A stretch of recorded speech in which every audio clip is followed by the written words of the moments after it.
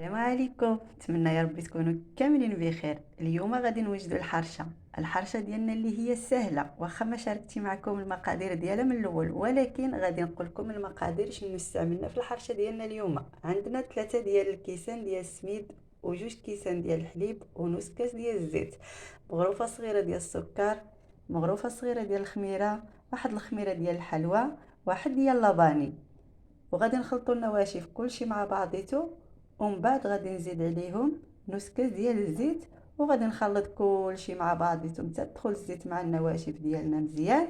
ومن بعد غادي نزيدو الحليب، غادي نخلطو غير هيدا بيدنا، غير بشويه، غير بهذه الطريقه البنات، غير هيدا باصابع ديال يدي. ومن بعد غادي نخليوها ترتاح، وغادي نجيبو المقله ديالنا، غادي ننزلو فيها الحريشه كما كتشوفوا.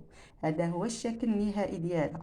الحرشه كتجي واعره البنات، كتجي هشيشه، وكتجي كتحمق، وحسن ما تخرجوا تجيبوها من الزنقه. نتوما هذه هي الحرشه ديالنا، شفتوا كيفاش كتجي من داخل البنات؟ كتجي هشيشه، كتجي غزاله غزاله غزاله.